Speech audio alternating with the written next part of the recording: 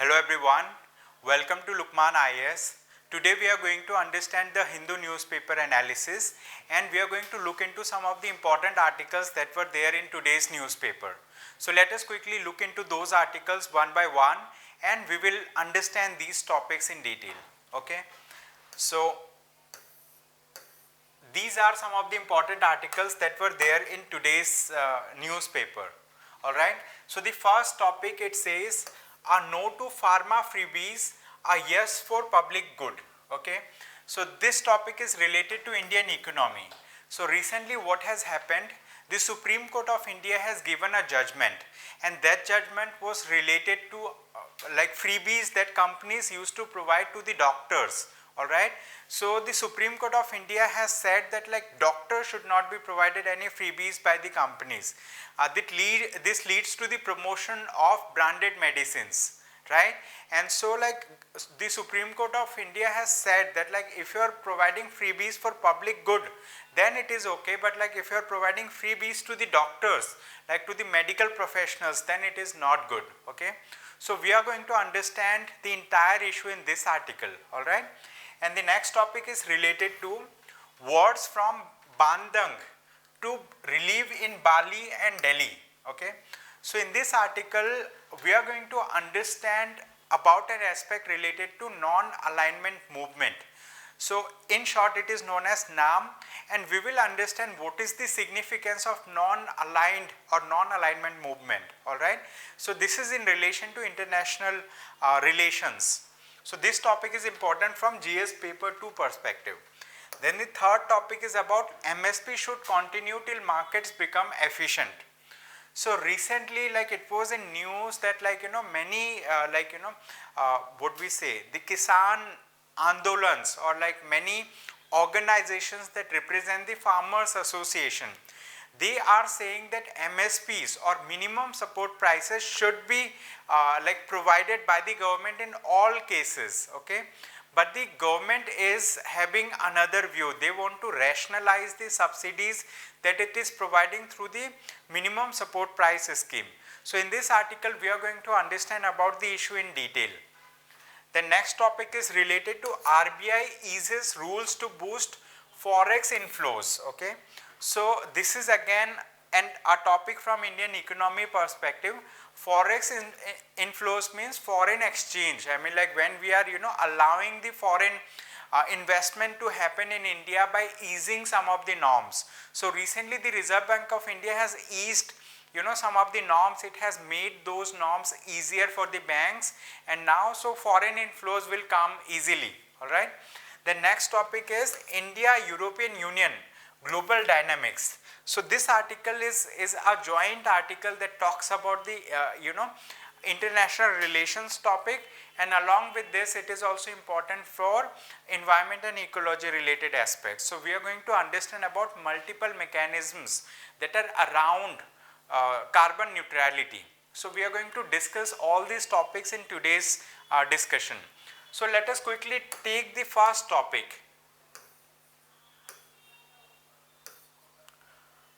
So this topic is related to a no to pharma freebies, a yes for public good. Okay.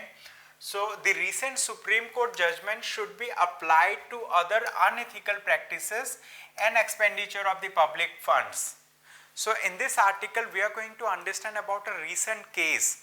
In that case, the two-judge bench of the Supreme Court of India has given a judgment against the medical companies or medical equipment manufacturing companies, pharma companies giving freebies or like free medical equipments to the doctors. Why is it so? We are going to understand that thing in detail. So let us talk about the name of the case. So if we talk about the name of the case, it is like MS Apex Laboratories Private Limited versus Deputy Commissioner of Income Tax, Large Taxpayers Unit. Okay. So there was a case in front of the Supreme Court of India. This is the name of the case, and in this case the Supreme Court has given a judgment that like those companies, those pharma companies that are providing medicines free of cost to the doctors or like medical equipments free of cost to the doctors. So it leads to a kind of situation where doctors prefer like prescribing the branded medicines to their customers or like to the patients. So when doctors are prescribing branded medicines to the patients, then out of pocket expenditure for the patients goes up. Okay, so it leads to the consumers paying more money, all right, for getting the treatment or medication. So in this case, the Supreme Court of India is of the opinion that medical profession is a very noble profession.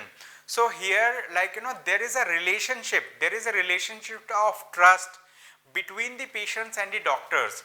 So whatever doctors prescribe, the patients take these prescription to be the last word from the doctor. So like in whatever the case, like doctors may prescribe a medicine of 1000 rupees or a medicine of 10 rupees, right? So in either these cases, patients consider that this is the ultimate medicine that I have to purchase. All right. So what happens if the doctors are prescribing only the branded medicines, where the alternatives are there in generic medicines also. So let us first understand about like what is branded medicine and what is generic medicine. When we talk about branded medicine is something that has the same component as a generic medicine, but like branded medicines come at a very high cost. Okay, the MRP or maximum retail price that is mentioned on the branded medicines, these are very high. For a common person to afford such medicines sometimes becomes very difficult. All right. So here in this case, there are some pharma companies, they are giving freebies or like free medicines to the doctors. All right. So once doctors receive those medicines, they start prescribing those medicines to the to the patients. So it leads to patients paying more money for the same treatment, for the same cure. So this is what is being not appreciated by the Supreme Court of India. So Supreme Court has given a strong opinion against this, that medical profession is a very noble profession, and here we have a relationship of trust between the doctor and the patient. So doctor should not be provided any freebies by the pharma companies. Okay, so that like doctors can prescribe generic medicines more to the patients. Alright, so this was the case, and so in this article the author has taken the viewpoint that like this judgment should not only be applied to this particular profession, it should be applied to any other practices where similar thing is going on. Okay, so that like unethical activities or unethical practices can be uprooted, can be taken away, so that like the relationship of trust between the doctors and the patients, or between the lawyer and the clients, or between similar like customer, what we say, service provider relationship can be upholded. Okay, so in this article the author is saying that this particular judgment will go a long way in checking unethical and illegal practices in the pharma sector, which has become so out of reach for the common man. And apart from this, here the Supreme Court of India has said that like so let us understand about the case, and then we are going to go in detail about it. Okay, so in this particular case there was a medical company, the name of the medical company is Apex Laboratories Private Limited. So this medical company used to provide huge number of freebies to doctors. They are providing free drugs or free medicines to the doctors, and in turn these companies are when they are filing the tax, so they are mentioning that we have provided these many freebies to the doctors and we should be given tax exemption. But Supreme Court is of the opinion, and also the Deputy Commissioner of Income Tax, they are of the opinion that like providing freebies to the doctors is not eligible for tax exemption, because like there were multiple legislations, there are multiple legislations that are in place. Even the this particular thing like Medical Council of India, they have also made legislations, they have also made laws that strictly prohibits freebies being given or granted by the pharmaceutical companies to the doctors. All right, so tax exemption is not possible in this particular case. Okay, so initially this particular matter is started as a case of taxation between a pharma company and the income tax commissioner, all right. But the thing is, later on this particular case has become a case for an ethical issue. And what was the ethical issue that is in place? So pharma companies are providing free drugs or freebies to the doctors, and doctors are prescribing the same medicine to their to their patients. So this is leading to the public paying high money for the treatment, okay. So that's what is the Supreme Court of India is talking about. So Supreme Court of India wants that the doctors, they should be charging, or they should be charging reasonable amount from the customers. They should try to prefer or prescribe generic medicines to the customers. And at the same time, the Supreme Court is of the opinion that no one is against the pharmaceutical companies in making reasonable profit. Pharmaceutical companies can make reasonable profit. But the thing is that reasonable profit should be reasonable, it should not be exorbitant profit, where patients are finding very difficult to go for any kind of cure or medication in any medical facility, in any medical hospitals, okay.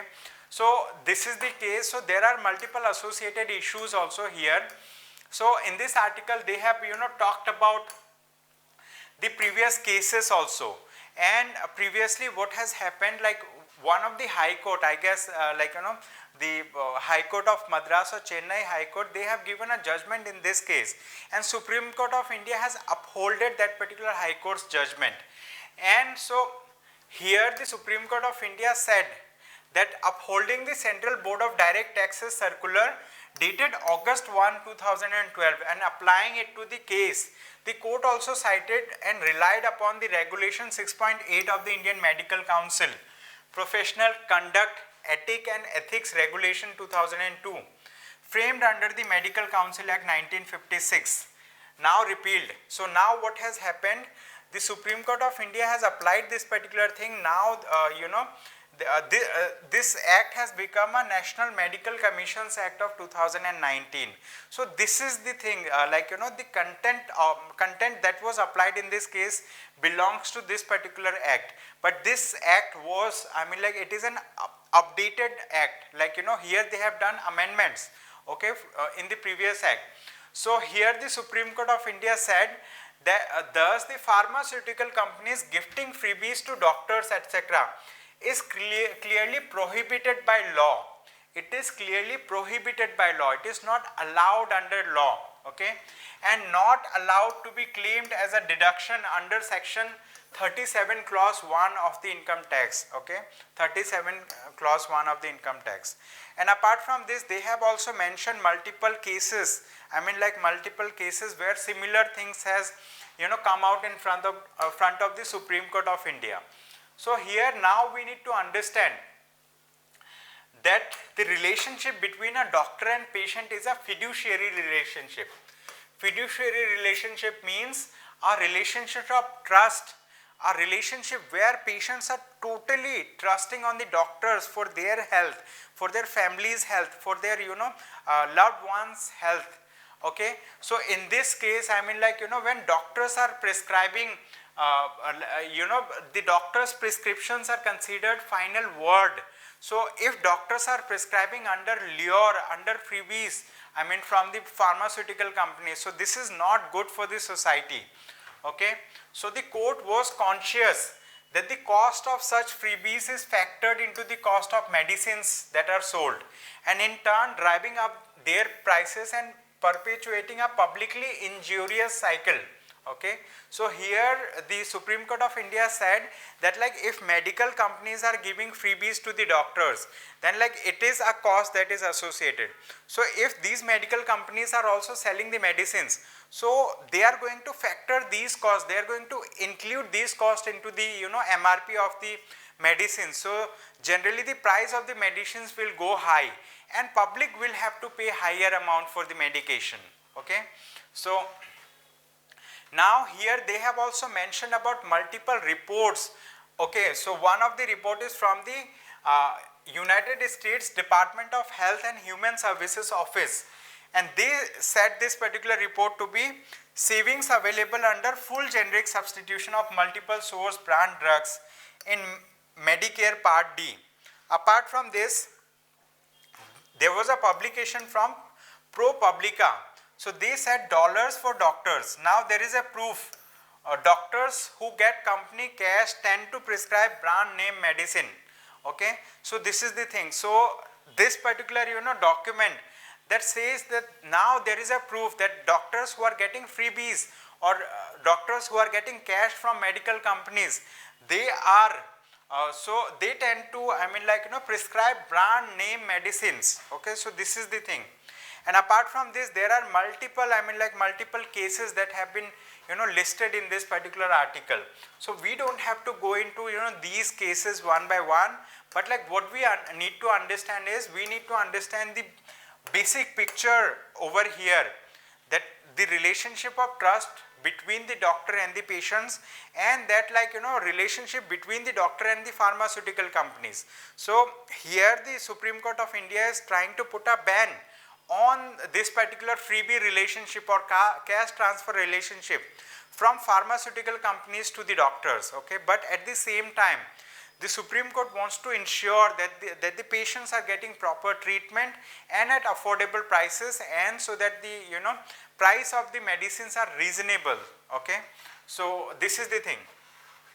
Here, like they have also mentioned about this two rules that are in place. One of the rule is Drug Price Control Order.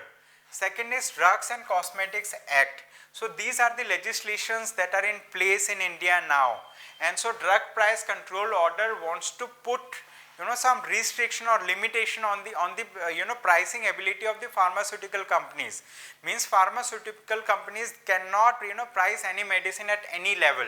So the pricing has to be reasonable, okay, under certain terms and conditions. So this is the thing.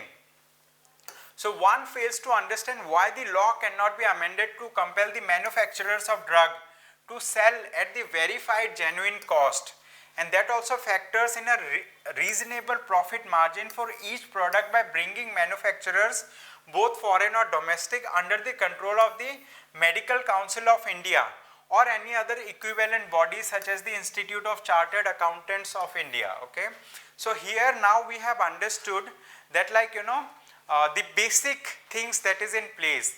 The ultimate guide is to do larger good for the patients, okay, so that the patients patients get the benefit from the medical sector. So after this, let us look into another article. This article is also a very important article. Okay, so let us read the heading of this article, and then I am going to talk about in detail this article. It says words from Bandung to relief in Bali and Delhi.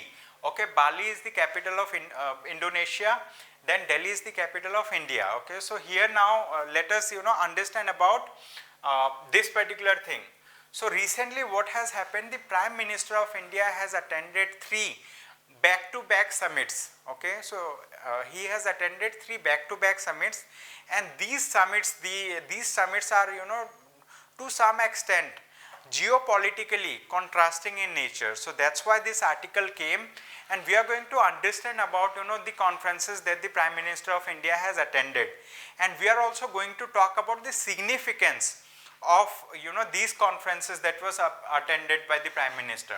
So one of the conference is the BRICS summit, second is G7 summit, and the third is NATO summit, North Atlantic Treaty Organization summit. Okay, so here if we talk about BRICS summit, which is Brazil, Russia, India, China and South Africa. Okay, so India is a partner of BRICS. Okay, India is a partner of BRICS. So here Russia is also there, China is also there. So naturally when BRICS summit is happening, so this time what has happened, this time Russia has also participated. Means that Russia and Ukraine war is going on. Okay, so it's been around 4 months that the war is still going on. Okay, it's been around 4 months. Now since then, Russia was somehow sidelined by European countries. Okay, so participating in this summit also has some political context. if India is participating in this summit, it means the Western countries will not like it, and together these countries may support, you know, pro-Russia stance, or like China is already pro-Russia, okay, but like India is trying to maintain that neutrality. It is trying to maintain that, you know, like non-alignment, like, you know, it is not aligned to any power, towards any power and against any power. So although India has participated in the BRICS summit, but like, you know, India did not endorse any view, or India did not, you know, proclaim any view that is against the Western countries, okay, that is against the Western countries. And at the same time, after attending the BRICS summit, the Prime Minister of India has also, the BRICS summit, I mean, like, it was held virtually, okay, it was, I mean, like, hosted by the Chinese Premier Xi Jinping. So India has participated in this summit. Now let us talk about G7 summit. So G7 stands for Group of 7 countries, and these 7 countries are one of the topmost industrialized nations in the world, okay. So in the G7 summit, they have all the Western countries, I mean, like, big industrial countries. Here in G summit, Russia is not there. So India has participated in G7 summit. Many countries have talked about, you know, about Russia and putting sanctions on Russia, against Russia and all, but like India did not, I mean, like, India did not take any viewpoint against Russia. India is still maintain neutrality in the G summit. So here you can see the nature, like on one side BRICS, that is, you know, pro-China, pro-Russia. On the other side G7, which is anti-Russia, anti-China, okay. So India has participated in both these summits and maintained neutrality and did not, you know, tilt towards any power. So India said, like, we will decide on a case-to-case basis. Now apart from this, India has also participated in the North Atlantic Treaty Organization. You know, North Atlantic Treaty Organization, which is NATO, which is known as NATO. It is an organization of those countries, I mean, like, they are basically European countries.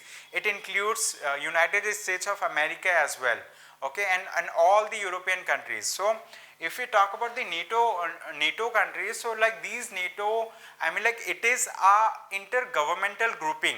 NATO is an intergovernmental grouping. Its members are governments of different countries, and NATO is a security alliance, okay.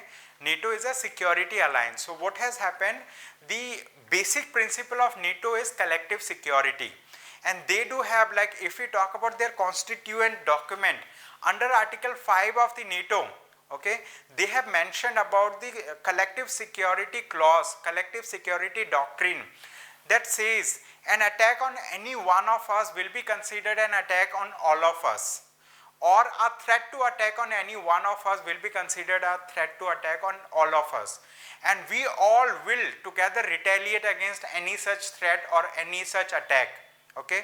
So this makes this particular organization to be one of the most strongest security alliance, or one of the most security, strongest security, what we say, organization in the world. So recently NATO has adopted, I mean, like, you know, two more members, like Sweden and I guess Finland, okay. So there are two countries, they have applied for NATO membership this year, and NATO has accepted them as members. So they have, you know, signed that particular protocol. So these members will be added soon as part of NATO, but, like, you know, ratification process is still pending. Means all the existing members have to ratify this particular thing, okay, in their own legislation.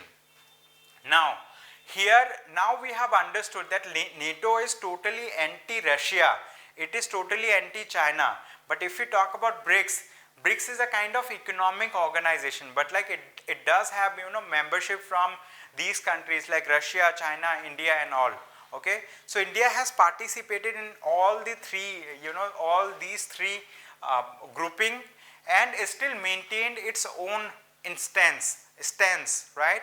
Non-alignment means, like, India is still following that principle that was spearheaded by Prime Minister Jawaharlal Nehru when India just got independent, okay. There, like, you know, we have adopted the non-alignment movement.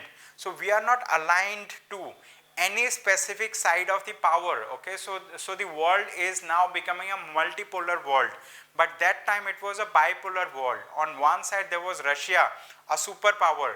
On the other side there was United States of America. Now, with other countries also emerging as superpowers, now the world has become multipolar, and India is not only following the principles of non-alignment, but India is also trying to promote this viewpoint to other countries, that we should adopt the principle of non-alignment, so that we don't have to stay against any country or take a stand towards any particular country. It should be self-determined by any country, which viewpoint they would like to adopt at certain point of time. Okay, so this is the thing. So BRICS has 5 member countries, G7 has 7 member countries, NATO initially had 30 member countries, but now 2 more member countries will be added there. Okay, so this is the thing. So this is the basic, underlying what we say information in this particular what we say article. So here now we are going to talk about some important initiatives from BRICS. If we talk about BRICS, so BRICS has started its own regional bank. Regional bank means a bank where BRICS members are part of this particular bank, and they have also expanded the membership. So other countries can also join this particular membership. So BRICS has started new development bank. So India is a party to this particular bank, and this bank has extended 17 loans so far, totaling about $5 billion dollars. And apart from this, if we talk about some other arrangements, so under this they have contingent reserve arrangement. This particular topic is very important for the prelims exam, because this year's prelims they have asked a similar kind of keyword that belongs to International Monetary Fund, but if we talk about contingent reserve arrangement, it belongs to New Development Bank. Okay, so apart from this, they have also adopted BRICS Payment Task Force. So under the BRICS Payment Task Force, they are trying to they are trying to create an ecosystem where they do not need the SWIFT network for authenticating the payments or for doing the communication related to payments. Okay, so under this particular BRICS Payment Task Force, they are going to have a basket of currencies, and these basket of currencies will contain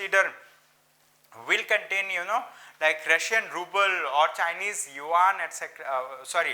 Chinese renminbi, okay, etc. So we do have Japanese yuan, that is a different currency.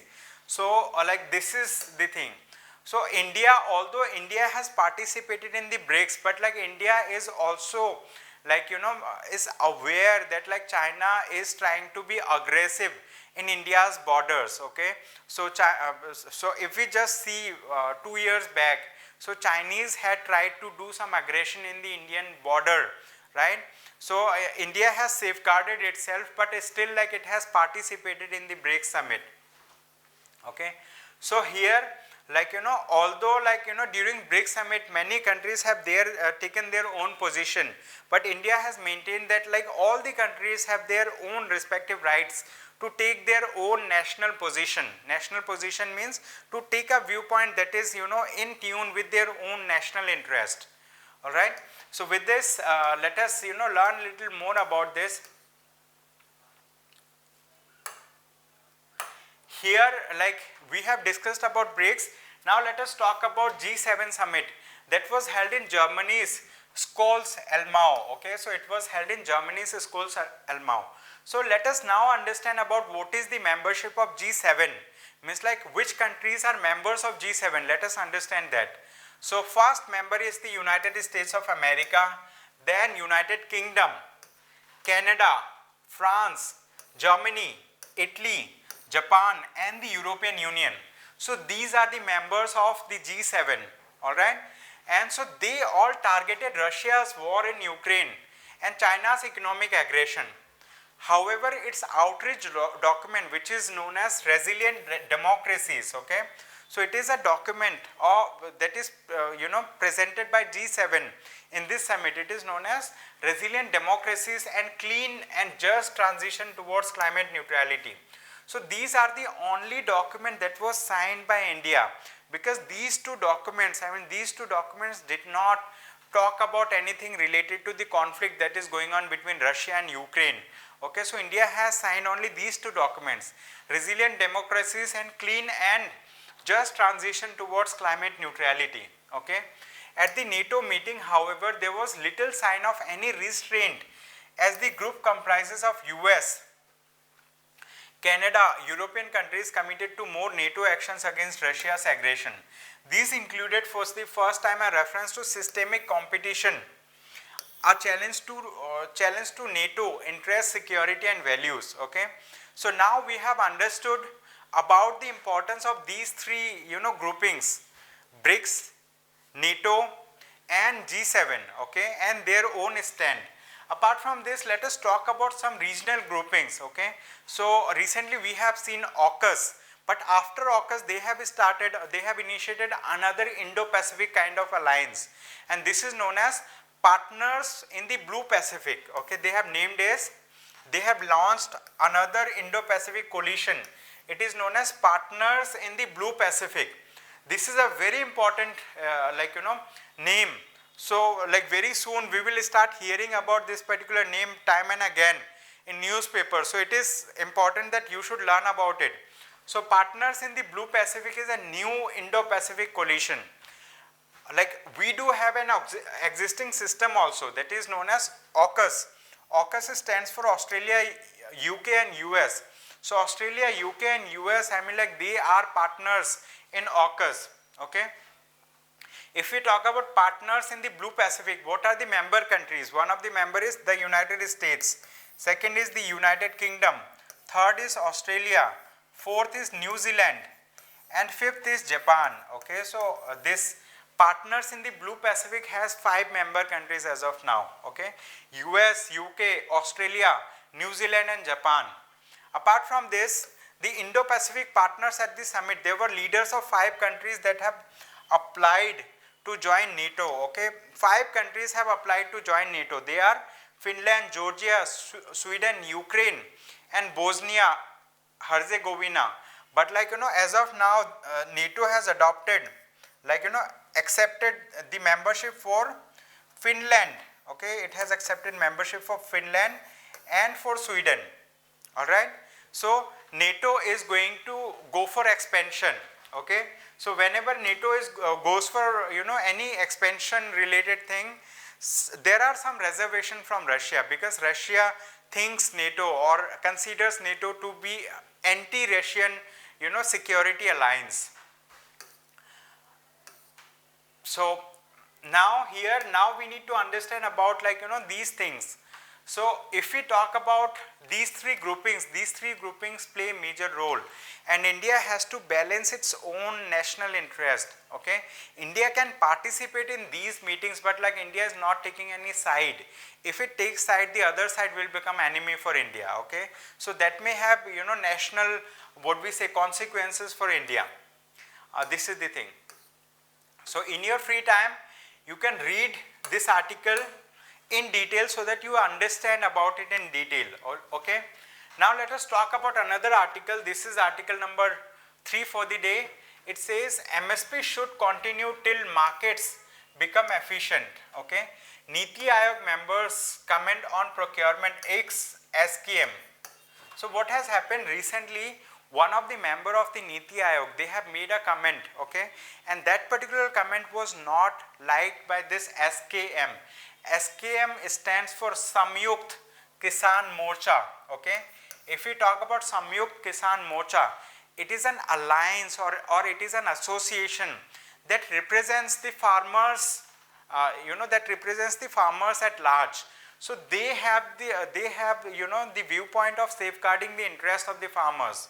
So ahead of the nationwide protest, so this particular Samyukt Kisan Morcha, they are going to start an agitation against some of the policies of the government. okay.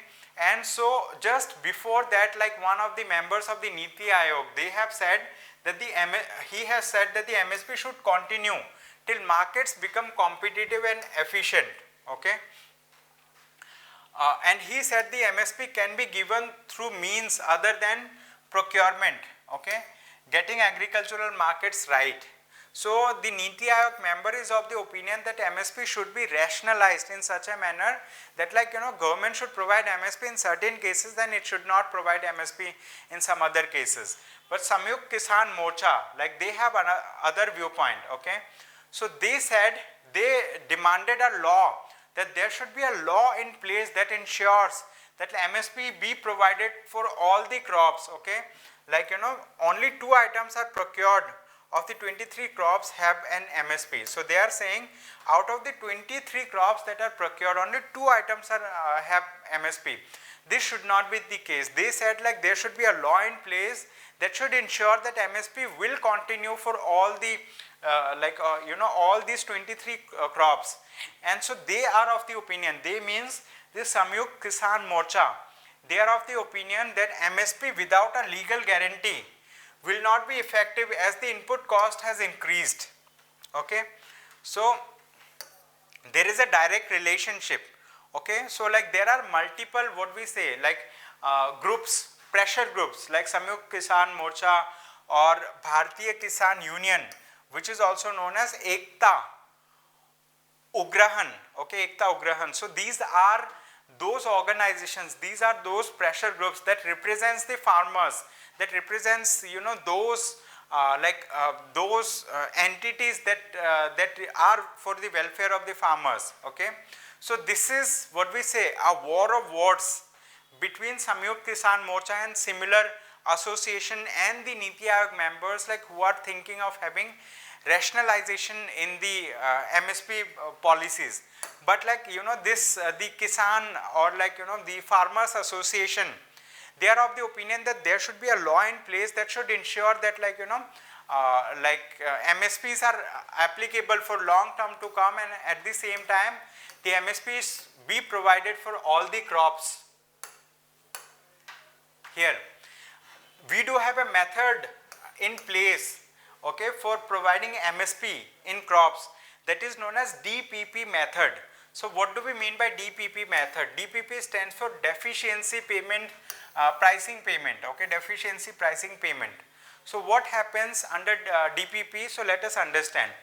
Under the deficiency pricing payments, the difference between the open market price and the MSP is given to farmers. Means, let's say, there is a crop A, it is a crop, okay, there is a crop A, and government has decided that it will be having an MSP, let's say, of X rupee, okay, X rupee.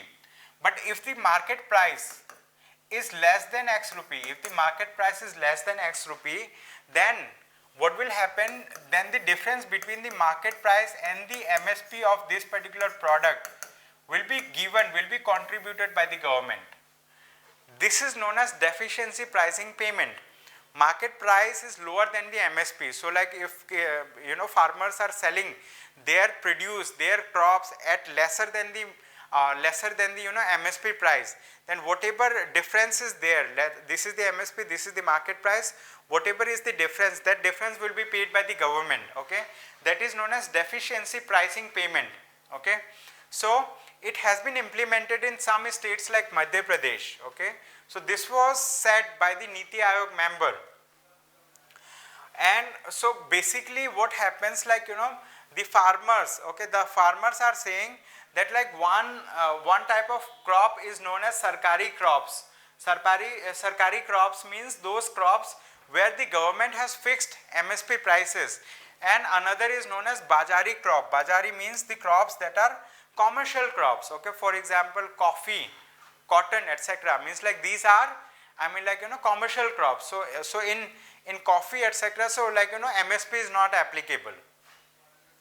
So that's why war of words is happening, like the Samyukt Kisan Morcha or similar farmers association, they are agitating for safeguarding the interest of the farmers association, okay, safeguarding the interest of the farmers at large. And on the other side, like there are some of the agencies of the government of India, they are thinking of rationalizing the MSP so that like the burden or the liability reduces on the government of India for making any kind of subsidy payment. With this, let us move to the next article. This article is important under Indian economy. Now we are going to understand about this article. It says RBI eases rules to boost forex inflows. Here what RBI has done, RBI has relaxed the existing norms, and it has relaxed the existing norms in such a way that like foreign inflows or inflow of money from outside becomes easier. Okay, so it relaxes interest rates on NRI's foreign currency deposits, doubles overseas borrowing limit for farms. Okay, so like these are the two things that the government that the RBI has done. Okay, so let us understand two important part. Okay, so as part of the measures, if we talk about what has RBI done, okay, and why has RBI done it? Because now, because of the geopolitical tensions between Russia and Ukraine, like sentiments in different in different economies has gone down. So if we talk about Indian economy, like earlier people had invested huge money from outside through foreign portfolio investment, foreign institutional investment route. But now these people have started taking out their money from the Indian economy. So capital flight is happening. Now what government is trying to do, or what the RBI is trying to do, they are trying to bring such measures so that like people, the investors have their sentiment right. Okay, so that like investors still feel it valuable to invest in Indian economy. So for that particular reason, the RBI has relaxed some of the norms so that like we can strengthen, we can increase the foreign inflows. Foreign inflows means so that we can protect, like we can push for more investment in Indian economy. Okay, so as part of these measures, the RBI has exempted the banks from maintaining the stipulated cash reserve ratio and statutory liquidity ratio. Okay, so the RBI has relaxed the banks from maintaining CRR and SLR or incremental FCNR and NRE term deposits. Okay, FCNR. So what is FCNR? So FCNR means like so there can be people who are non-resident Indians. Okay, they are non-resident, like but they have foreign accounts, foreign currency non-resident accounts. Like there can be people who have foreign currency accounts in India. So like see, RBI has said like whatever amount that they have, so this is in place. But like if they are going to invest more amount, so in that case the banks are not required to maintain additional SLR or additional CRR. Okay, so this is the thing. CRR means cash reserve ratio. Cash reserve ratio is the amount that the banks will have to keep with the Reserve Bank of India as a security deposit. Okay, so it is generally now 4%, but Reserve Bank of India does not pay any interest on the cash reserve ratio that it maintains from the banks. Okay, so it is a non-taxable, like here the RBI is not giving any kind of interest. It is a non-interest bearing reserve. And apart from this, if we talk about a statutory liquidity ratio, if we talk about SLR, so what happens in SLR, in statutory liquidity ratio? So it talks about total deposits. Let's consider a bank has 100 crore rupees with it, right? So out of 100 crore rupees, how much of these money bank will have to keep with themselves, so that like in case the customers come back to the bank and they ask for their money, banks have sufficient amount with them to honor that obligation. Okay, so banks have to keep certain portion of the total deposits in liquid format, in terms of currencies, in terms of bonds, in terms of multiple assets, like that can be liquidated at a very quicker pace. Okay, so this is the thing. So these are the things that the Reserve Bank of India taken a stand on. So why we have taken this particular stand? We want to strengthen our rupee also. Okay, so rupee has depreciated to 4% within a span of few months. Okay, so the Reserve Bank of India wants to strengthen the rupee, and at the same time we want to keep our Indian economy at a stable level. Okay, it is stable now, but like recessionary pressures are there. Okay, multiple organization, financial organization around the world, they have predicted a recessionary future in the near term. So that's the thing. So that's why the Reserve Bank of India and Government of India and the Ministry of Finance, they are taking different measures so that Indian economy can be safeguarded from any kind of recessionary trends in near future. Okay. So with this, let us look into another article. This article is a very important article. This is related to international relations, and it is also related to environment and ecology. We are going to understand this article. It says India European Union. EU stands for European Union. Okay, India European Union global dynamics. Okay, so European Union is a union of around 30 countries. That India is one country. Okay, so we do have a tie-up with European Union. So this is not totally a geopolitical issue, but like this is something that is related to environment and ecology. We are going to talk about carbon neutrality. We are going to talk about net zero. Okay, we are going to talk about multiple things in this article. Okay, so like with carbon neutrality being the byword to a sustainable world, a host of countries, many countries, for example, Norway, Sweden, United Kingdom, France, Spain, Japan, Germany, Canada, Costa Rica, the United States, Brazil, India, China, among others, have set for themselves net zero targets for the middle and later part of the century. Okay, so now like whenever we are talking about reducing the global warming, we are talking about safeguarding the environment, we are talking about any kind of environmental measure. One of the core issue is carbon neutrality. When it comes to carbon neutrality, majority of the countries that have been listed in this article, these countries have set targets for themselves. Okay, India has set target to become a carbon neutral country. Okay, net neutral country by the year 2070.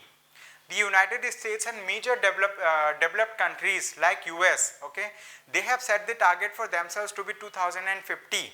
Okay, so why this particular target is made? So that we can make the world a better place to live, because during the process of industrialization, many of these countries have already polluted the environment to such a level that it has become inevitable that majority of the species in the world are facing environmental pollution issues. Okay, so it has become difficult for the humanity to prosper for long time. So to go for sustenance, to have species in place, with global warming, with increasing environmental pollution and all, we have already lost many different types of species from this world, and we don't want to lose them further. So that's why we want to safeguard the interest, right, of the environment along with the interest of the development for human beings. So we have adopted carbon neutrality. India has also set carbon neutrality target for for the year 2017. So we want to become net zero. Okay, net zero emitting country by the year 2070. Now at the forefront of the commitment to net zero is the European Union, which wants to be the first carbon neutral region in the world by 2050. It brought out the European Union Green Deal. Okay, it has brought out European Union Green Deal, and according to this deal, they want to become net neutral by the year 2050 itself. Apart from this, we do have another measure which is known as CBAM. Okay, it is a carbon pricing system. What do we mean by CBAM? CBAM stands for Carbon Border Adjustment Mechanism. Okay, so what is Carbon Border Adjustment Mechanism? This is a very important topic. Alright, so as part of the net neutrality campaign of the European Union, it wants to become net neutral. So what it wants to do, if it is importing any kind of good from outside European Union, so if those goods, for example, during the manufacturing of those goods, carbons may have been emitted. I mean like that is polluting the world, that is leading to global emission, that is leading to global warming. So like if European Union is importing some goods and there will be certain amount of carbon emission during the manufacturing of these goods by that particular country, so it is going to tax those countries, those countries. Taxation means, let's say this is the border of the European Union, they are importing goods from outside, but during the manufacturing of these goods, these countries have already emitted carbon, okay. So if such goods are being imported, European Union is going to apply tax on it. This tax is applicable at the border, means like when the goods are being imported. So this is known as carbon border adjustment mechanism, okay. So it is a carbon pricing system proposed for imports into the European Union. The carbon border adjustment mechanism suggests taxing the imported goods based difference between carbon used in the production of domestic and imported goods, okay. So during the production, the goods in domestic area or imported goods, it is going to apply the carbon border adjustment mechanism. It is going to put tax on this particular thing, and it is proposed to be complementary to the European Union emission trading schemes, okay, EU ETS, okay. It is going to be complementary. Complementary means this is already in place, but like they are going to bring this thing again, okay. They are going to bring this thing in complementary to this, means like it is going to be exist, and they are going to bring another taxation mechanism, that is known as carbon border adjustment mechanism.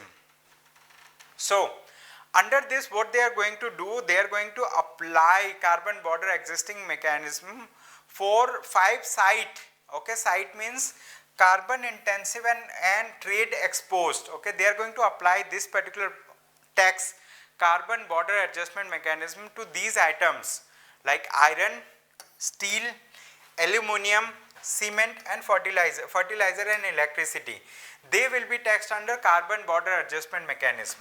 So this article is essentially talking about carbon neutrality, net zero emission, carbon border adjustment mechanism, and also European Union emission trading scheme, okay. So here now we need to understand that like these frameworks like carbon border adjustment mechanism or the European Union system, these systems, I mean like these are not something that have been brought about by the European Union for the first time. Similar taxation laws are already in place, right, so they are in conflict. They are in conflict with the World Trade Organization and the United Nations Framework Convention on Climate Change norms, okay. See, one of the mandate of the World Trade Organization is to facilitate free flow of goods and services across the borders, okay. It wants to maintain, I mean like the free flow of goods and services across the borders. So if such carbon border adjustment mechanism is, such taxes are applied, so what will happen? Those taxes will be anti the World Trade Organization norms. It will be contrary, it will be against, it will be in conflict with the World Trade Organization norms, and it will some of these will be in conflict with United Nations Framework Convention on Climate Change also. So that's why I mean like there is something to be interpreted about, okay. Something I mean like in future we may see some changes in these norms, like if they are in conflict with the WTO norms or UNFCCC norms, etc., okay. So there can be change in either way, either the European Union is making changes or these organizations, okay, like WTO, they are adopting, they are allowing such mechanism to be in place that has been brought about by European Union, okay. So like history has given us several instances of conflict where like similar conflicts have arisen in the past, and many of those conflicts have been resolved. Some of the conflicts are in the process of getting resolved, and this is one such conflict that can be there in the future as well, okay. So this can be resolved in future, like we still need to see how it is going to unfold, how the things are going to turn, okay, in the near future. So with this, like that's all that I had to discuss in that article, And this is all that I had to discuss with you today. Thank you so much everyone for attending today's session. I hope you have a good day ahead. Thank you.